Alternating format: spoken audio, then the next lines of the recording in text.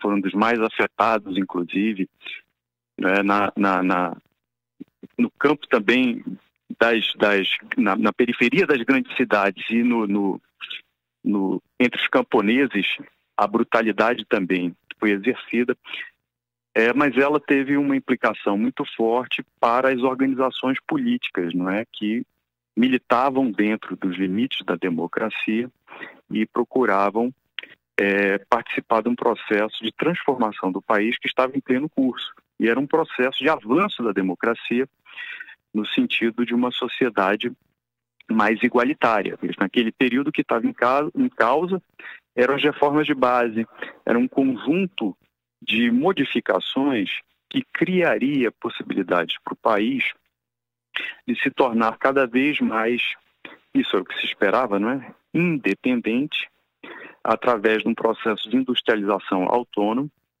né? Quer dizer, portanto, sem depender de outros países para se industrializar, e que permitisse maior integração entre as regiões do país, entre si, numa mesma dinâmica econômica, inclusive de cunho capitalista.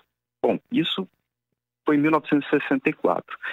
E, mais recentemente, a gente acompanhou, ou está acompanhando as investigações em torno dessa, digamos, arquitetura do golpe, né?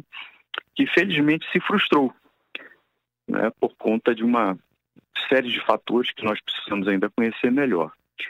Mas hoje, o que eu queria sublinhar, Rafael, é que, a despeito da palavra, do termo, do conceito golpe ser utilizado com muita frequência para falar sobre esses processos políticos, né, em muitos casos, a dimensão econômica desse tipo de tentativa de tomada do poder é negligenciada.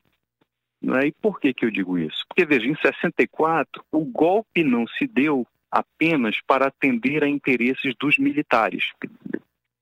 Quando se diz que foi um golpe militar, é verdade porque os militares estavam à frente, mas eles foram sustentados por várias camadas do empresariado nacional, foram sustentados do ponto de vista econômico e político pelo governo dos Estados Unidos da América do Norte, que patrocinaram, inclusive, vários outros golpes na região, e tudo isso em nome da imposição de um projeto econômico que articulava o país aos interesses dos Estados Unidos da América do Norte.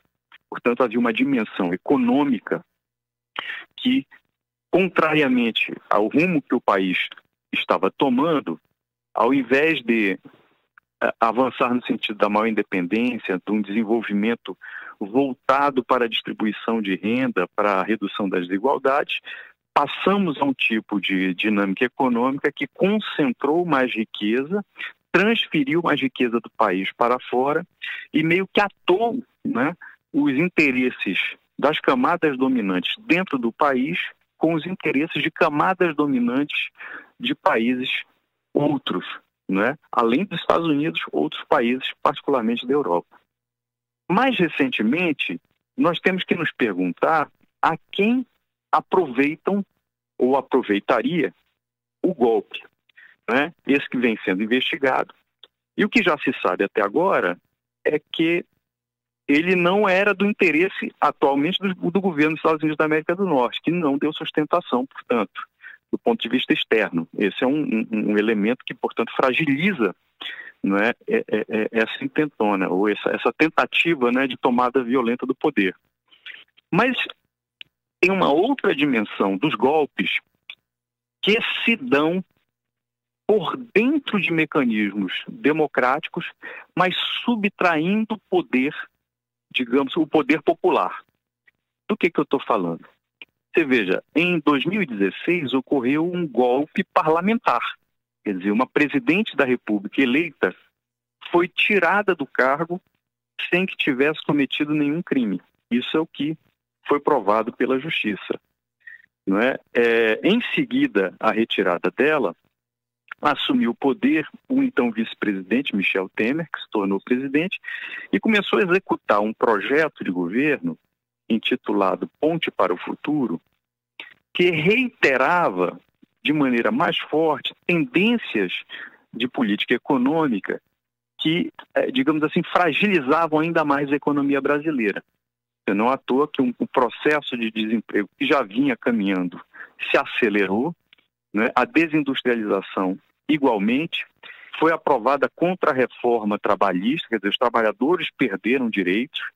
Então você tem um conjunto de modificações que subtrai ou tira, digamos assim, das preocupações das políticas públicas a satisfação de necessidades de uma parcela muito grande de trabalhadores, de pessoas, né?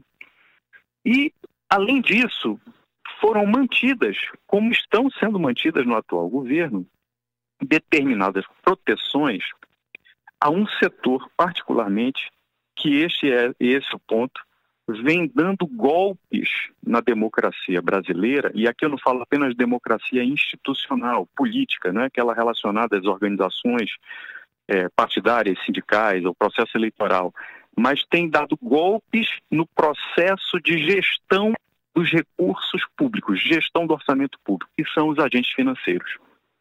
Então, vejam, esses agentes financeiros, de um lado, patrocinam boa parte dos meios de comunicação de massa dentro do país, estão associados ao agro, estão associados à parte do setor industrial e conseguem garantir, assegurar, dentro da legislação, o que alguns chamam de lei de responsabilidade fiscal, que na verdade é uma lei de irresponsabilidade social.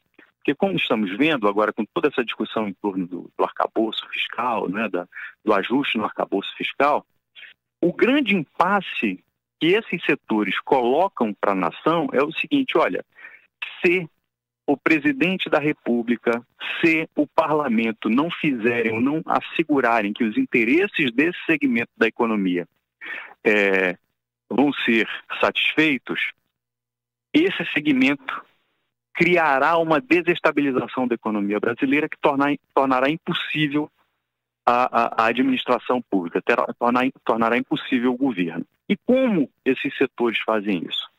Agora, especulando com o dólar e agora elevando novamente a taxa Selic. Quer dizer, a cada ponto elevado percentual da taxa de juros básica, né, que serve de referência para uma série de preços no país, cresce também a dívida pública.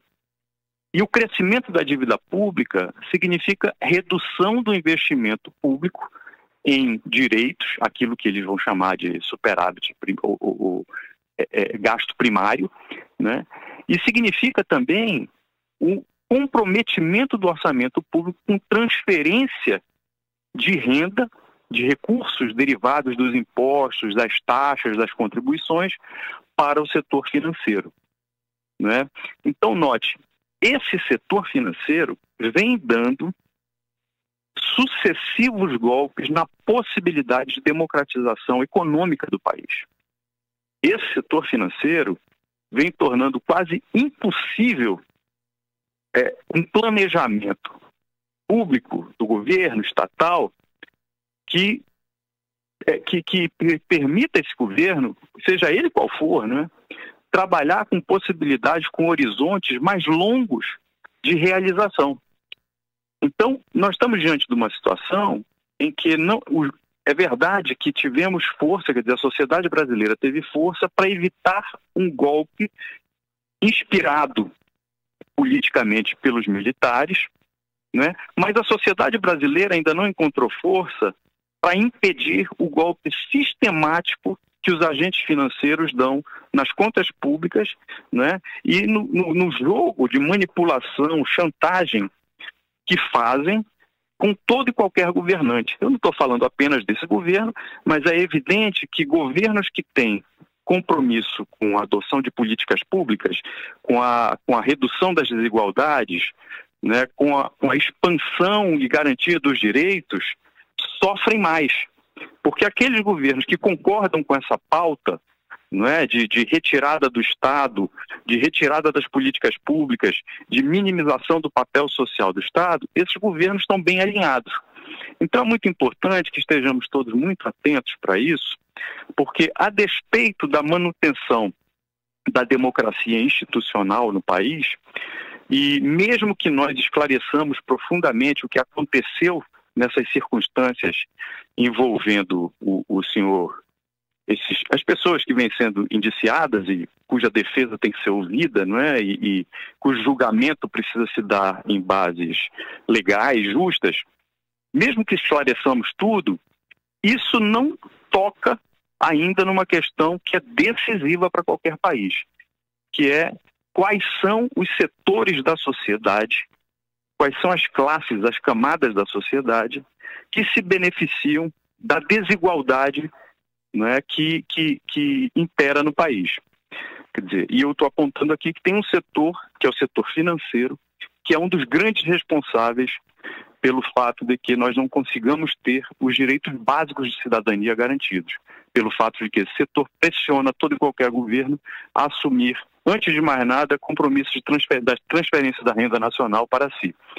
Então, meu propósito hoje, né, Rafael, é fazer uma discussão sobre o tema do golpe por uma outra via, que não é a via apenas da mobilização política de setores sociais para tirar um governo violentamente, né, da frente do Estado brasileiro.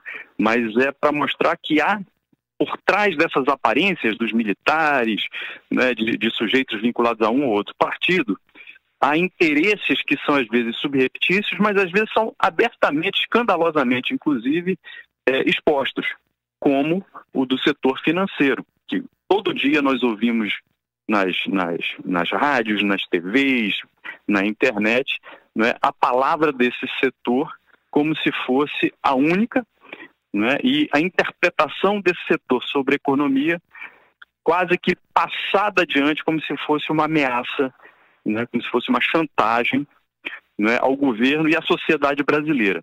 Quer dizer, são setores que jogam, inclusive, a sociedade contra o governo, fazendo com que a gente esqueça que tem sempre em causa algum tipo de interesse e que esse interesse deveria ser claramente exposto. Mas se for assim, talvez esse mesmo setor financeiro comece a enfrentar problemas políticos mais sérios. E, na verdade, é isso que se espera numa democracia, né? É que os mais poderosos não predominem por conta do seu poder econômico, que esse poder seja contrabalançado pelo exercício de governos eleitos para isso, né? Para contrabalançar esse poder.